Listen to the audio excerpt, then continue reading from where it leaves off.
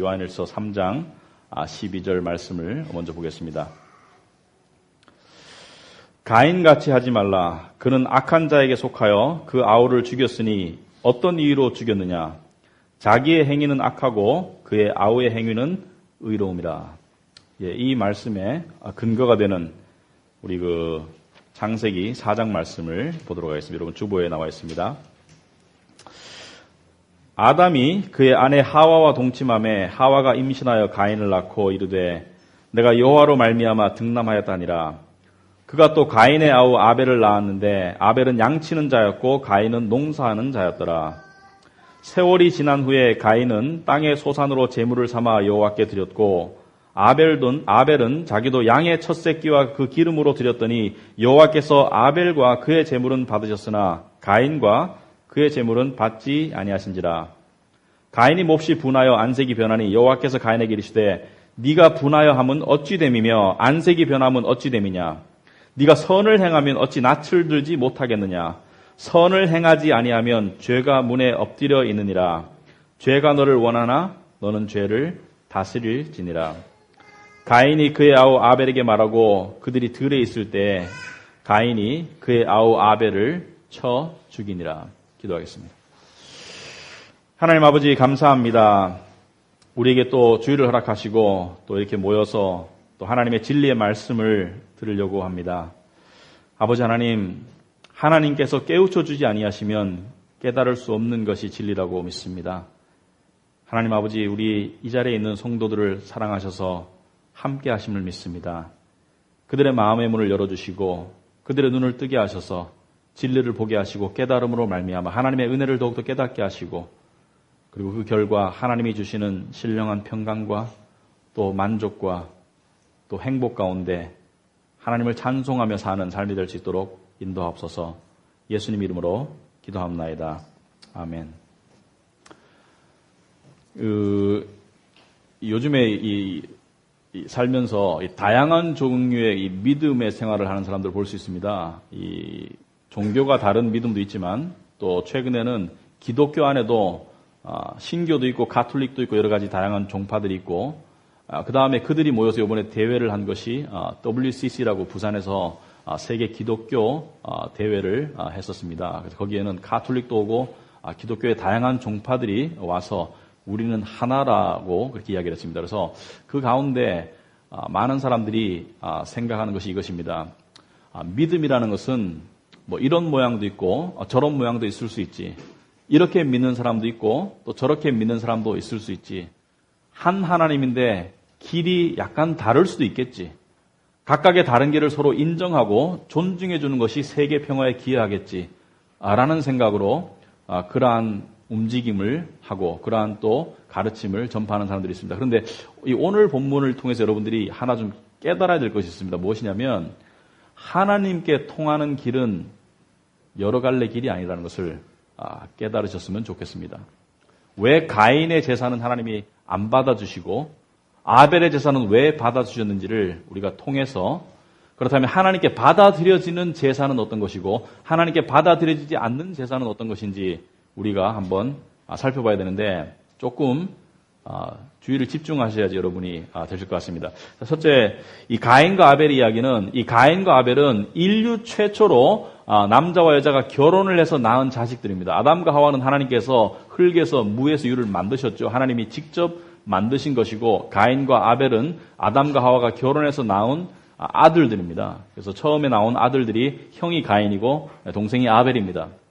그런데 오늘 이 본문은 인류 역사상 최초의 살인사건을 기록하고 있습니다. 그 최초의 살인사건이 남도 아니고 적도 아니고 바로 형이 동생을 돌로 쳐 죽인 것이 인류 최초의 살인사건이었습니다. 그러므로 요즘에도 가족끼리 살인하는 경우가 있어서 참 경악스럽지만 인류 최초의 살인사건도 가족 간에 하나밖에 없는 동생을 죽인 것이 인류 최초의 살인사건인데 왜 죽였습니까? 왜 죽였냐면 그 이유가 나중에 자세히 설명하겠지만 첫째, 가인의 제사는 하나님께서 받아들이질 않으셨어요. 그러므로 하나님께서 인정하지 아니하시고 거부하셨어요. 아벨의 제사는 하나님께서 받아들이셨어요. 받아들이셨다는 것은 나는 너를 인정한다는 것이 내포되어 있는 것이 인정했다. 그래서 인정에 관한 욕구가 채워지지 않은 가인이 인정에 관한 욕구를 채운 아벨을 죽인 거예요. 그러므로 인정받으려고 하는 이 욕구가 인류 역사에서 인간의 가장 기본적이고 가장 내면적인 욕구라는 것을 아셔야 됩니다.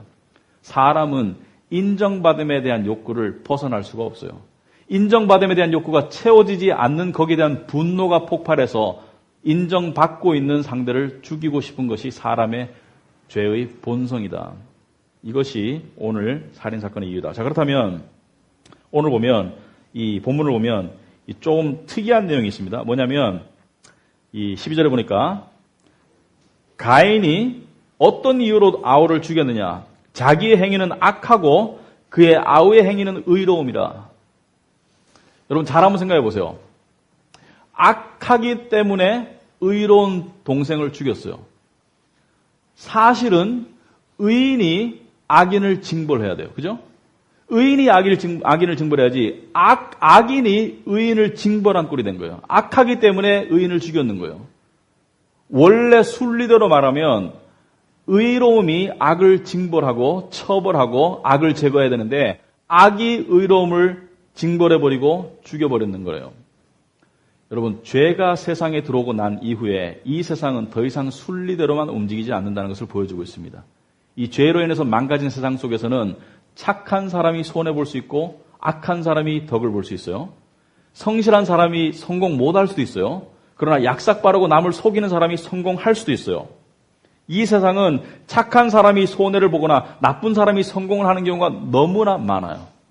왜냐하면 이 세상은 죄로 인해서 망가졌기 때문에 하나님이 주신 순리의 시스템이 무너져 있죠. 그러므로 죄가 들어온 시스템 속에서는 악인이 선인보다 더 잘 살고 더 성공할 수 있는 것이 이 세상이 되어버렸고 오늘 보다시피 의인이 악인에게 죽임을 당하는 것이 이 세상에서 일어날 수 있어요. 그러므로 여러분이 살다가 여러분이 착하게 살았는데도 여러분이 당할 수도 있어요. 왜냐하면 이 세상에서는 정의가 완전히 세워지지 않기 때문에. 그렇다면 만약에 하나님이 없다면 생각해 보세요. 하나님이 없다면 너무나 세상은 허무할 거예요. 왜냐하면 이 세상에서의 절대 정의와 사랑은 그 가치와 의미를 상실할 수밖에 없어요. 왜냐하면 이 세상에서는 절대 정의가 없어요. 이 세상에서는 절대 사랑이 없어요. 그러나 하나님이 최후의 심판자이시고 하나님이 모든 것을 마지막에 심판하실 것이기 때문에 우리는 최후의 정의를 바라고 기다릴 수 있는 것이죠. 아벨은 천국 갔습니다. 왜냐하면 믿음의 사람이었기 때문에. 그러나 가인은 천국을 가지 못하고 지옥에 갔어요. 왜? 믿음의 사람이 아니었기 때문에. 이 행동에 대한 최후의 정의가 하나님 앞에서 이루어집니다. 자, 그렇다면 오늘 우리가 한 가지 의문이 있습니다. 왜 가인의 행위는 악하다 그러고 아벨의 행위는 선하다 그러는가? 왜 가인의 행위는 악해서 하나님이 거부하시고 아벨의 행위는 의로워서 하나님이 받아들이셨는가? 무엇을 기준으로 선과 악을 나누셨는가? 과연 하나님께 받아들여지는 길은 재물은 다 똑같은 말이에요. 믿음은 어떤 것이고 하나님께 받아들여지지 않고 거부당하는 재물과 예배는 어떤 것인가? 삶은 어떤 것인가? 겉으로 볼 때 이 가인은 농사꾼이었습니다. 그래서 자기가 수확한 농산물의 수확으로 곡식으로 하나님께 제사를 드렸어요. 그리고 아벨은 목동이었어요. 그래가지고 자기가 키우던 양의 새끼를 잡아서 하나님께 제물로 드렸는데 하나님께서 아벨의 제물은 받으시고 가인의 제물은 거부하셨어요. 안 받아들이셨어요. 왜 그랬는가? 혹자는 이렇게 말합니다. 인간은 다 죄인이기 때문에 하나님은 피의 제물만 받으신다. 아벨은 새끼 양을 잡아서 피를 보여서 그 피의 제물을 제단에 올렸기 때문에 하나님이 받으셨고 가인의 제물은 곡식이었기 때문에 안 받았다고 말하는데 그것은 성경적으로 합당한 해석이 아닙니다. 왜냐하면 성경에 보면 피의 제물도 하나님께서 하라고 하시고 받으셨지만 동시에 하나님께서는 곡식의 제물도 바치게 하시고 받으셨어요. 그것을 성경에서 소제라고 합니다. 소제. 소제라는 것은 곡식을 빻아가지고 기름과 섞어서 하나님께 드리던 것이 소제였습니다. 그러면 소제의 제물도 하나님께서 받으셨어요. 그러므로 목동인 아벨이 새끼 양을 드렸기 때문에 받았고 곡식을 키우던 농부였던 가인이 곡식을 드렸기 때문에 안 받아들였다는 것은 설명이 되질 않습니다. 그렇다면 왜 하나님이 누구는 받아들이고 누구는 안 받아들였는가? 가인은 자기가 왜 인정받지 못하고 받아들여지지 않았는 것을 알았어요. 창세기에 보면 가인이 몹시 분해서 안색이 변하죠. 하나님이 말씀하시죠. 네가 분하여 안색이 변하면 왜 그러냐? 네가 착한 일을 했으면 네가 선을 행하였으면 어찌 낯을 들지 못하겠느냐? 오늘 본문에도 보면 가인이 자기의 행위가 악하고 그의 아우의 행위는 의롭기 때문에 아우를 쳐 죽였다고 나와 있습니다. 그렇다면 자기가 악한 것을 알았어요. 그런데 왜 악하고 왜 아벨은 선했을까? 여기에 핵심이 있습니다. 왜 그랬을까? 무엇을 기준으로 선과 악이 나뉘나? 세상에서는 겉으로의 행위를 보고 선과 악을 이야기합니다. 가난한 사람을 위해서 돈을 주면 선이라고 그래요. 근데 성경은 꼭 겉으로의 행위만 보고 선과 악을 나누질 않아요. 성경이 선과 악을 나누는 기준은 겉으로의 행위가 아니라 그 행위를 유발한 동기, 마음의 상태를 보고 선과 악을 나눕니다. 가인과 아벨 둘 다 봤을 때 둘 다 하나님께 제물을 드린, 예배를 드린, 하나님께 제사를 드린 행위는 같아요. 제물의 종류 때문에 하나님께서 양이 더 비싸서 하나님이 더 받으시고 하신 것이 아니에요. 둘이 제물을 드린 겉으로의 행위는 같지만 그 안에 마음의 숨은 동기가 달랐기 때문에 하나님께서는 하나를 악이라고 그러시고 하나를 선이라고 그러셨는데, 그렇다면 하나님이 옳게 보시고 선이라고 인정하시는 마음의 동기는 무엇인가? 그것은 성경의 해답이 나와 있습니다. 히브리서 11장 4절에 보시면 여러분 주보에 나와 있는데 이렇게 나와 있습니다.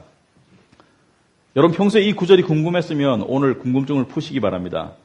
믿음으로 아벨은 가인보다 더 나은 제사를 하나님께 드림으로 의로운 자라 하시는 증거를 얻었으니, 여기 보세요. 믿음으로 아벨은 가인보다 더 나은 제사를 하나님께 드림으로 의로운 자라 하시는 증거를 얻었으니, 왜 하나님께서 아벨의 제사를 받아들였나요? 양이라서?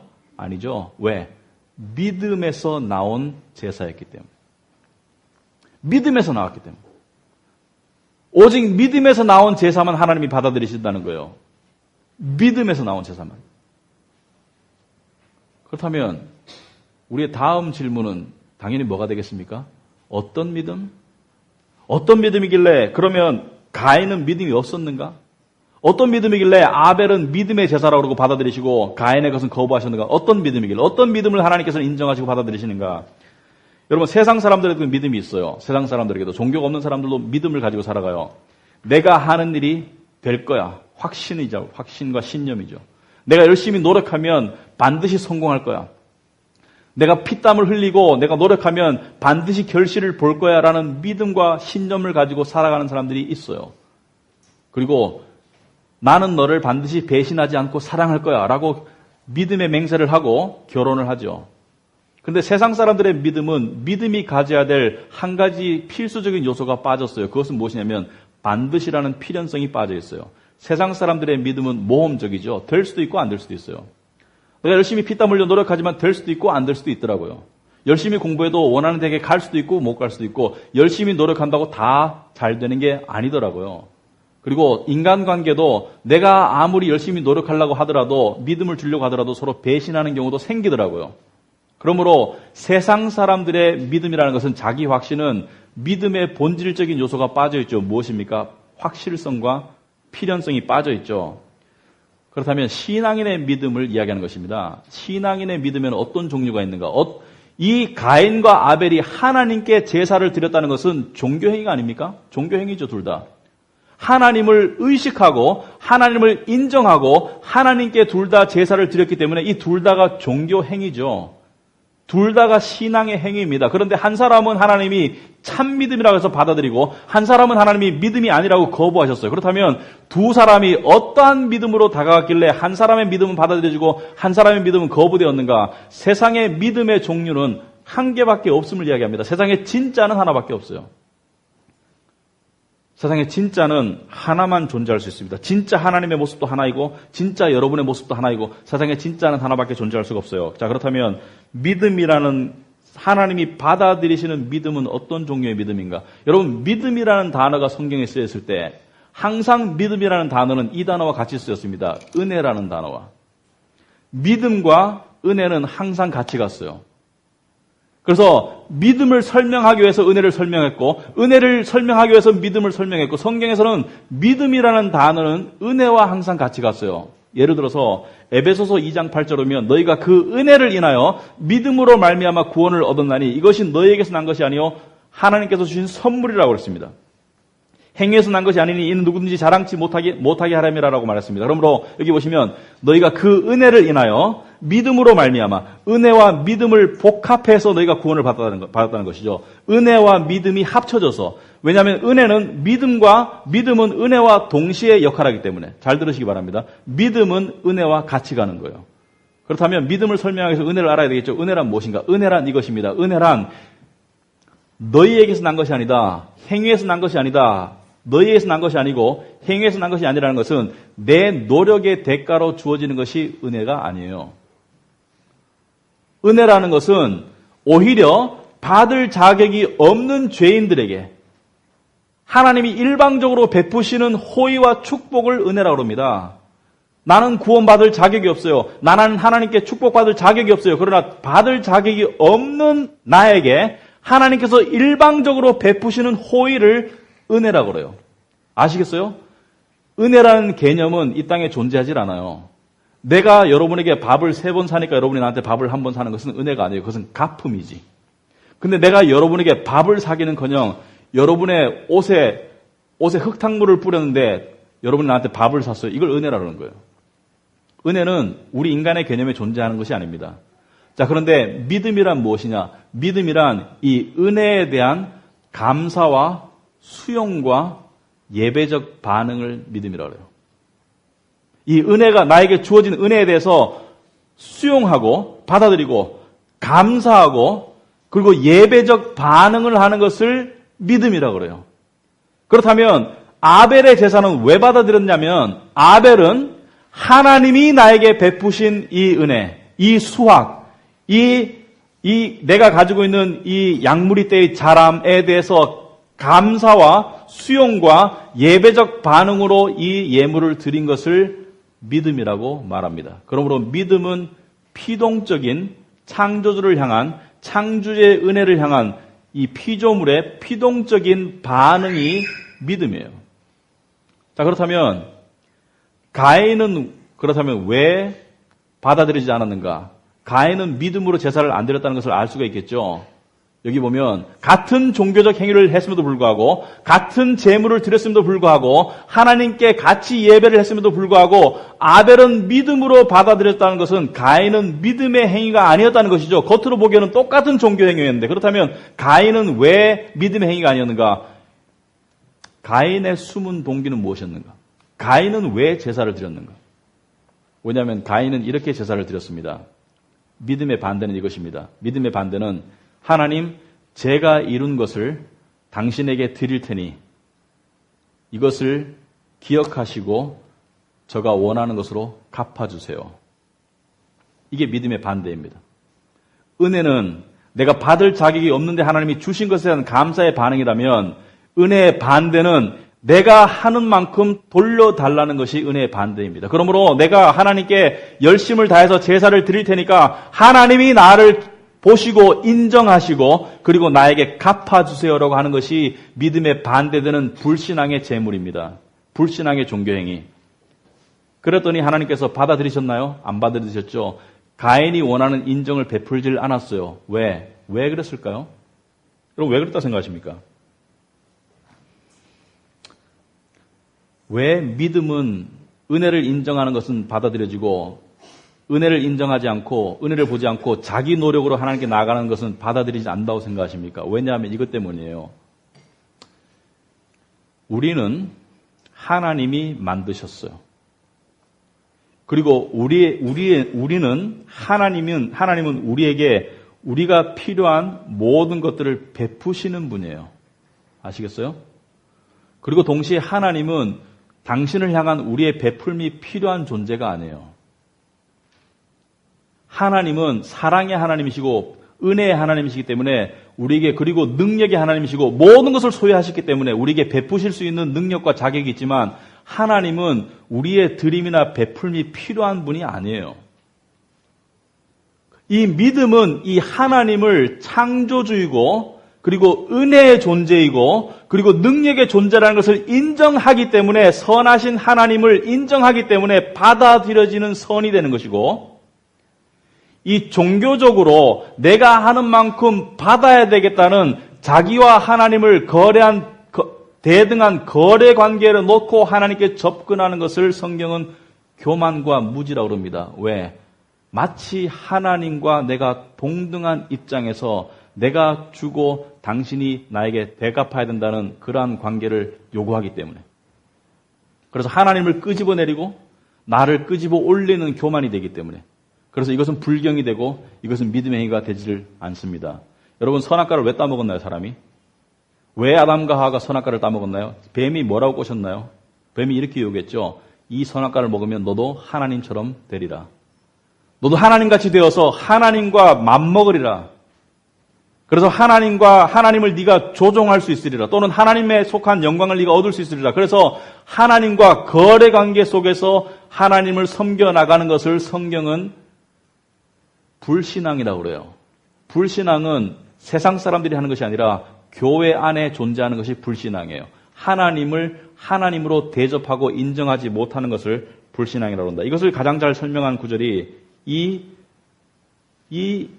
진리를 가장 잘 설명한 구절이 로마서 4장에 나와 있습니다. 여러분 주보에 보시면 로마서 4장 4절 5절 굉장히 뭐라고 합니까? 이 통찰력을 가지고 봐야 되는 구절입니다. 뭐라고 되어 있습니까? 일하는 자에게는 그 싹시 은혜로 여겨지지 아니하고 보수로 여겨지거니와 일을 아니할지라도 경건하지 아니한 자를 의롭다 하시는 이를 믿는 자에게는 그의 믿음을 의로 여기시나니. 잘 들으셨어요?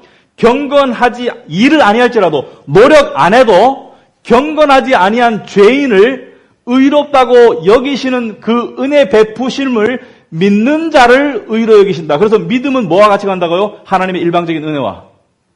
죄인을 향해서 내가 너를 의인으로 만들마. 나의 아들의 희생을 통해서 내가 너를 의인으로 만들고 내가 모든 것을 베풀어 주마. 그 베풀어 주는 은혜에 대해서 하나님 감사합니다. 그리고 당신이 나의 하나님이다라고 반응하는 그 믿음을 하나님께서 의로 여기시고 오히려 이를 통해서 하나님으로부터 끄집어내려는 하나님의 인정과 하나님의 축복과 하나님의 받아주심과 구원을 내 노력으로 끄집어내기 위해서 일하는 자는 점점 뭐가 된다고요? 빚쟁이가 된다고. 왜? 인간의 노력으로 갈 수 없는 곳이기 때문에. 아시겠습니까? 전자가 불신앙이에요. 후자는 신앙이고 자기가 노력해서 하나님께 빚지워서 하나님이 나한테 빚쟁이 같은 심정으로 나에게 하나님이 베푸시도록 만들려는 모든 노력을 성경은 악이라고 그래요. 불신앙이라고 그러고 가인이 그랬기 때문에 받아들여지지 않은 거예요. 그렇다면 같은 신앙생활의 모습 속에 가인과 같은 모습과 아벨과 같은 모습이 있어요. 아벨과 같은 믿음의 모습으로 나가는 사람들은 하나님께 받아들여질 뿐만 아니라 하나님이 주시는 평강과 하나님이 주시는 쉼과 하나님이 주시는 은혜를 더욱더 깨달아가지만 인정이 주어지지만 가인과 같이 하나님을 자기의 노력으로 조종하려는 그러한 불신앙적인 그러한 교만적인 마음으로 하나님께 나아가는 자는 하나님께 거부되고 하나님께 거부되면 평강과 쉼이 주어지질 않아요.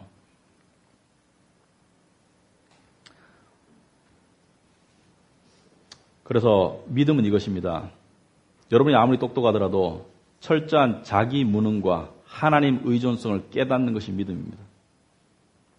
내가 지금 가지고 있는 실내적으로 내가 지금 가지고 있는 돈, 내가 지금 가지고 있는 집, 내가 지금 가지고 있는 차, 내가 지금 가지고 있는 가족, 내가 지금 가지고 있는 모든 것이 하나님이 나에게 은혜로 내가 지불할 수 있는 대가가 없이 은혜로 주셨다는 것을 믿는 믿음이 하나님을 인정하는 믿음이에요.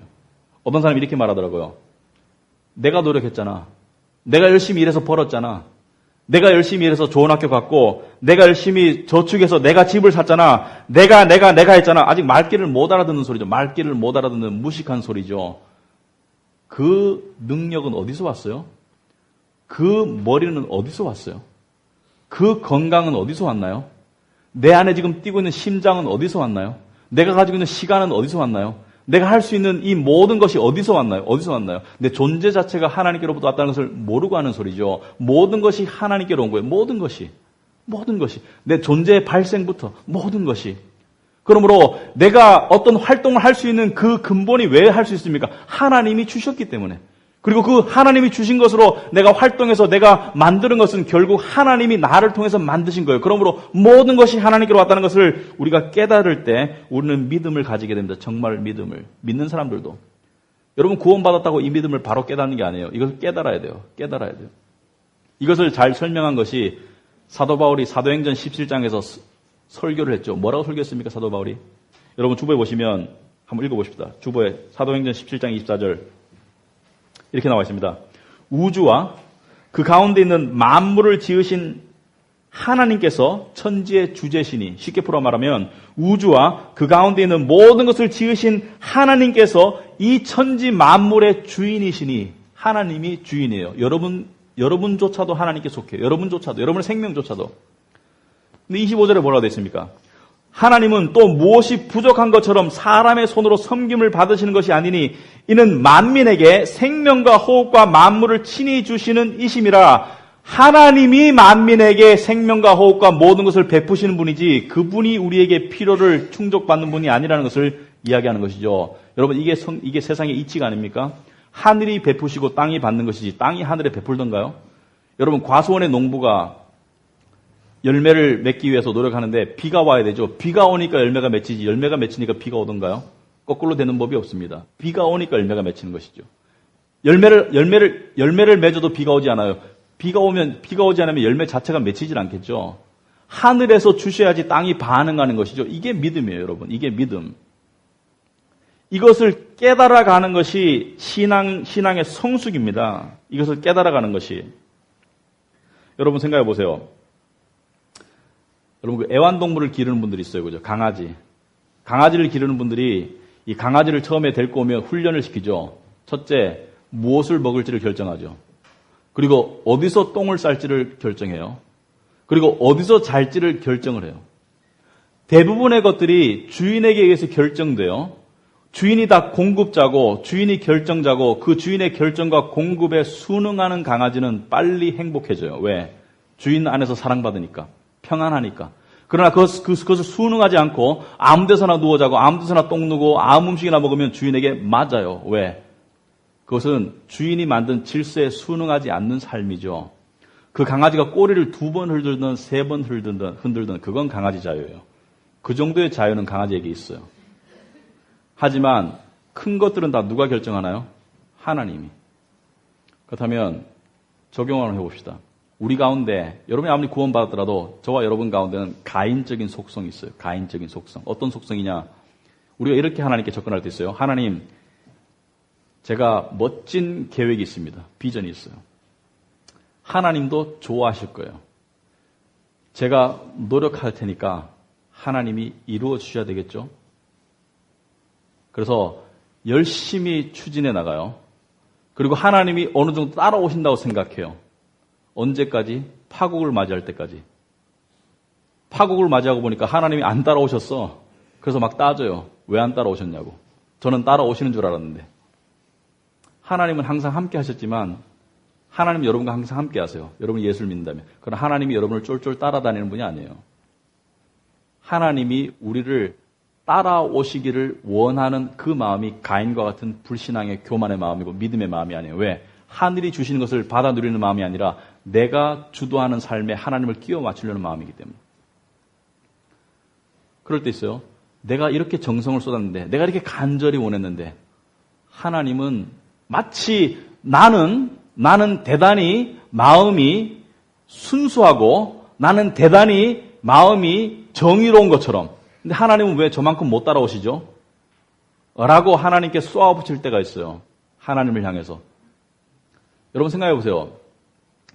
하나님과 나와의 관계가 틀어졌을 때는 왜 틀어졌나요? 왜 가인이 안색이 변했나요? 받아들여지지 않았기 때문에.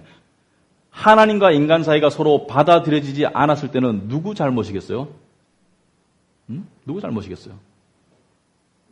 나요, 나. 하나님은 100% 선이기 때문에 하나님은 잘못하실 수가 없어요. 오해가 있다면 누가 오해하고 있는 거예요? 나 때문에. 근데 우리는 누구에게 화살을 쏘기를 원해요? 하나님. 당신이 이 일이 안 되게 해서, 당신이 내가 원하는 것을 안 줘서, 당신이 나를 정말 사랑하신다면 왜 그 모양 그 꼴로 만드셨나요? 라고 하나님을 향해서 하나님을 공격하기 시작해요. 왜? 하나님과 나를 대등하게 보기 때문에. 내 지혜만큼, 내 사랑만큼, 내 감정만큼, 내 정의로움만큼 하나님이 반응하지 않는다고 착각하기 때문에. 이것이 교만이죠. 하나님과 나를 대등한 위치에 놓는 것. 그리고 하나님을 공격하는 것. 우리에게는 너무나 가인과 같은 마음이 있어요. 이럴 때가 있습니다. 이게 좀 이렇게 아주 그냥 유치한 비유인데 이런 분들이 있더라고요. 왜 하나님은 나를 돈을 더 벌게 안 해주는지 몰라. 돈을 더 벌게 해주시면 헌금 더 많이 낼 텐데. 그런 소리 들어보셨나요?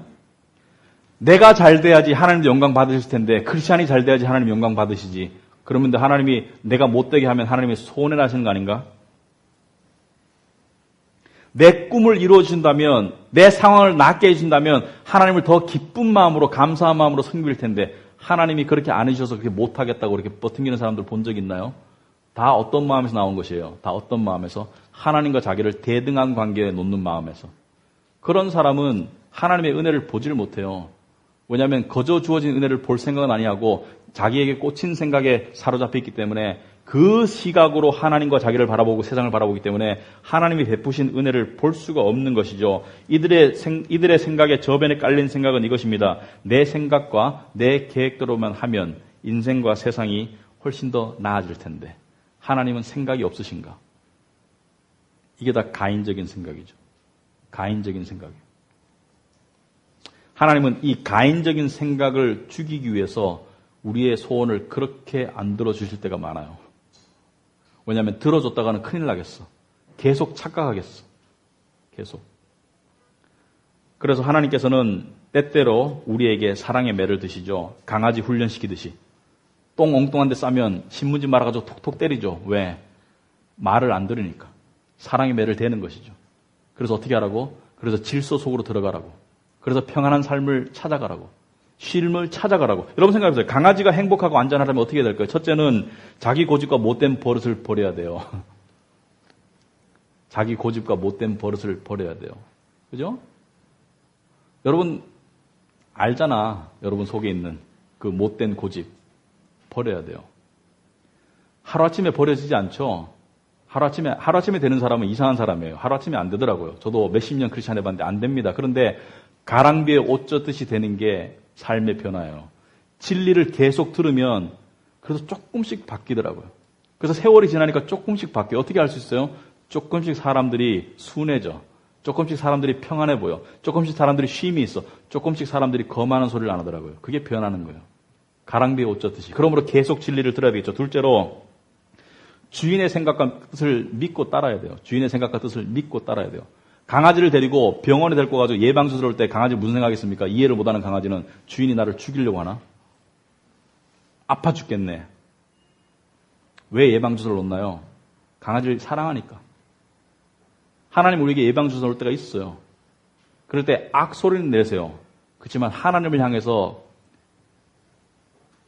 불만하지 마세요. 왜냐하면 하나님이 여러분을 사랑하셔서 예방주사를 놓는 거니까. 그리고 마지막으로 자기 중심성을 계속 버려나가세요. 여러분이 세상의 주인이 아니에요. 여러분이 세상의 주인공이 아니에요. 자기가 세상의 주인공이라고 생각하는 사람들이 너무 많아요. 그래서 괴로운 거예요. 자기가 세상의 주인이고 마치 다른 모든 사람들과 하나님은 인공위성처럼 자기를 주변으로 돌아다니는 사람들, 내가 필요할 때 끄집어 쓸 수 있는 사람들, 나를 위해 존재하는 사람들, 내 성공 밑에 깔려줘야 되는 존재들이라고 생각하는 사람들이 너무나 많아요. 우리는 주인공이 아니에요. 주인공은 하나님이에요. 하나님을 중심으로 우리가 돌아다니는 것이죠. 하나님을 중심으로. 하나님이 정한 룰에 우리가 맞춰야 되는 것이지 우리의 룰에 하나님이 맞출 수는 없어요. 우리의 룰에 하나님을 맞추려고 하면 그것만큼 비참한 것이 없습니다. 그렇다면 이러한 삶을 살아가는 사람은 어떠한 결과가 나타나냐? 여러분 요한일서에 요한복음 8장 예수님이 뭐라 그랬습니까? 진리를 알지니 진리가 너희를 자유케 하리라. 무엇으로부터 자유? 자기 아집적인 자기 자해적인 그러한 삶으로부터의 자유. 얼마나 자주 우리는 평강을 놓치고 분노하고 좌절해요? 나의 위신에 대한 쓸데없는 자만심 때문에. 나는 이런 대접 받을 사람이 아니야. 하나님은 내 가치를 너무나 몰라주셔. 나 정도 되면 이렇게 대접받아야 되는 게 정상인데. 저 정도 되면 지옥 가야 정상이에요, 사실은.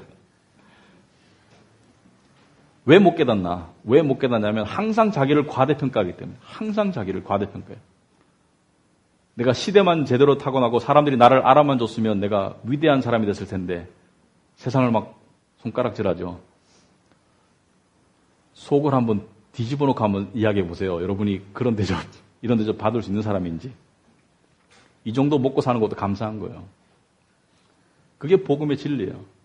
그런데 하나님이 여러분을 어떻게 대하시나요? 여러분을 사랑하세요. 그리고 여러분 생각해 보세요. 우리가 하나님을 향해서 불경한 이유 중에 하나는 스스로 무지하기 때문에, 무식해서. 하나님과 나를 모르는 것이죠. 하나님이 누구인지를 몰라서 무지해서. 여러분 유대인들이 왜 예수님을 죽였나요? 무지해서. 메시아가 이런 모습으로 왔다니까 무지해서 받아들일 수 없었던 것이죠. 그래서 죽여버렸는 거예요. 근데 예수님의 십자가의 은혜는 이것을 포함합니다. 예수님이 십자가에 죽으실 때 이렇게 말씀하셨어요. 뭐라고 말씀하셨습니까? 아버지여 저들을 용서하여 주옵소서. 저들이 무엇을 하는지를 모르고 있습니다. 저들이 하는 것을 알지 못함이니이다. 그러므로 용서하여 주옵소서. 저들의 무지와 저들의 무식을 용서하여 주옵소서. 무지와 무식도 죄에서 나오는 것이거든요. 그것을 용서해 달라고. 그게 예수님의 용서예요. 그 예수님의 용서가 있기 때문에 우리 안에 있는 가인과 같은 이러한 속성을 가지고도 하나님의 자녀로 여전히 살아갈 수 있는 것입니다. 왜? 하나님이 이것을 다 아시면서 용서하셨기 때문에. 그리고 바꿔주시고 계시죠. 가인과 같은 속성을 믿음의 사람으로 바꿔가는 것이죠. 이 믿음의 사람으로 바꿔가는 과정 속에 나타나는 증거들이 뭐예요? 그게 평강이에요, 그게. 여러분 진짜 행복을 원하십니까? 그러면 가인성을 버려야 돼요, 가인성을. 가인성인 사람은 얼굴이 항상 경직돼 있어요. 그리고 울그락푸르락하고 그리고 쉽게 감정의 동요가 일어나죠. 쉽게. 왜? 자기 가치를 너무 높게 보기 때문에. 제가 제 이야기해서 죄송합니다만 하나만 얘기하겠습니다. 제가 조금 있으면 제 책이 하나 나옵니다. 그런데 그 책을 작년 3월에 3개월 만에 다 썼어요, 사실은. 그래서 작년 여름까지 책을 다 썼는데 왜 아직까지 출간을 못한 줄 아세요? 왜 못했냐면 저 때문에 못했습니다. 제가 처음에 책을 쓸 때는 이런 마음이 들었어요. 어느 날 운전을 하고 가고 있는데 마치 하나님의 음성이 들리는 듯한 그런 느낌이 들었습니다. 복음을 전하기 위한 책을 하나 써봐라. 네, 하나님. 열심히 썼어요. 열심히 쓰고 다 끝날 때쯤 되니까 제 마음이 이런 마음이 들었어요. 다 썼으니까 그 다음은 하나님 차례죠. 무슨 뜻입니까? 내가 한 노력에 대한 대가를 달라는 것이죠. 성공을 달라는 것이죠. 그래서 탈고를 못했어요. 그 마음 때문에. 그 마음에서 책을 써보면 뭐 하겠습니까? 하나님께 영광도 안 되는 책인데. 그래서 그냥 덮어놨어요. 그런데 그 마음이 사라지더라고요. 하나님의 은혜로. 그럴 때 조금씩 썼어요. 사라질 때마다. 그리고 또 있으니까 또 그 마음이 또 들을 때는 또 묻혀놨어요. 그리고 사라질 때 또 썼어요. 그러다 보니까 2년이 걸린 거예요. 2년이. 여러분 보세요. 왜 2년이 걸렸냐면 하나님이 2년 걸리신 게 아니에요. 내가 회개하고 깨닫고 적용하는데 2년이 걸린 것이지. 내 고집 때문에. 6개월 만에 깨달을 수도 있었을 겁니다. 그러나 감사하게도 10년 안 걸린 게 참 감사해요. 말씀을 맺겠습니다. 하나님이 우리의 하나님인 것을 인정하고 그분의 뜻과 인도하심에 온전히 순종하고 순응하는 인간이 될 때까지 하나님은 여러분을 훈련시킬 것입니다. 그래서 빠른 순응은, 빠른 믿음은 하나님을 하나님됨을 인정하고 그분의 은혜를 인정하고 볼 줄 아는 빠른 믿음은 빠른 평강으로 나타납니다. 그러나 계속된 고집은 부작용으로 나타나요. 계속된 고집은. 누가 하나님과 맞설 수 있겠어요? 여러분 하나님과 맞서서 이길 수 있겠어요?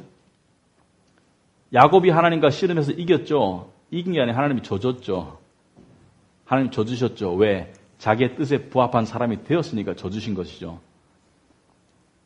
항상 기억하기 바랍니다. 내 인생에 크라이시스 위기가 왔을 때, 내 인생에 뭔가 동요가 올 때 생각해 보시기 바랍니다.